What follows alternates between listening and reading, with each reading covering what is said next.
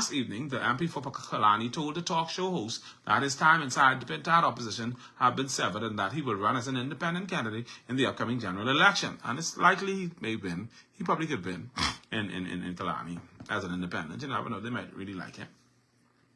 Pintard has denied Long Island MP Adrian Gibson a candidacy and asked Aram Lewis from running in central Grand Bahama. And just last week, following the appointment of Canadian Rick Fox as the candidate for Garden Hills, executives of the branch tendered their resignation from the party.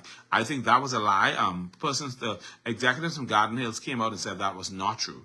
But, Bahamas Press was still espousing that story. So the FNM is imploding. News of Minister departure comes just hours before former FNM Women's Association chairperson Karen Shepherd announced her registration in the Progressive Liberal Party. Last evening, while slamming the opposition, Prime Minister Philip Brave Davis branded opposition leader Michael Pintard as a petty individual. PM Davis was speaking at his ratification rally where hundreds gathered to drum up support for candidates for the upcoming general election. Davis announced the PLP will officially kick off its 2026 campaign on Monday, February 16, just 2 days before the Lenten season begins on the Christian calendar. All right? And then on the PLP side of things, yes, I can see through those glasses.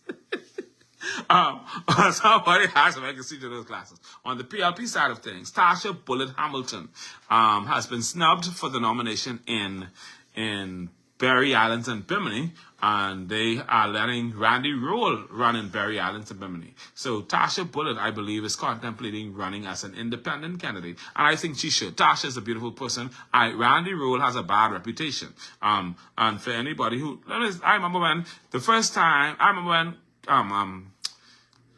what her name is, Kitty Chipman used to be cussing out Randy Rule. I think it was Kitty. Either Kitty's one of them. I think it was Kitty. I could be wrong. Or another lady who was cussing out Randy Rule when he was running the straw market. Randy Rule doesn't have a very good reputation. I don't know. And he did some very questionable. See somebody say the Atlanta Ferry. Exactly. But I remember that, and he did some things, and he had some situations going on about him that did not put him in a good light. So I'm surprised that they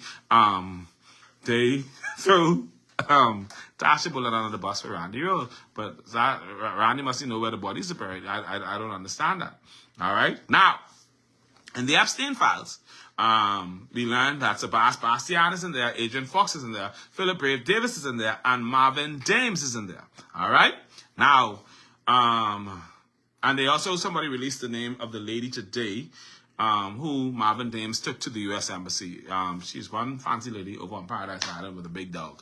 But Sebastian say they lying on him. Adrian Fox say they lying on him. Philip Brave Davis, I didn't think he answered. But listen, it says, Island Luck co-founders, this is from the Tribune, I think it is, say Island Luck co-founders slam human and gun trafficking allegations in the Epstein files, right?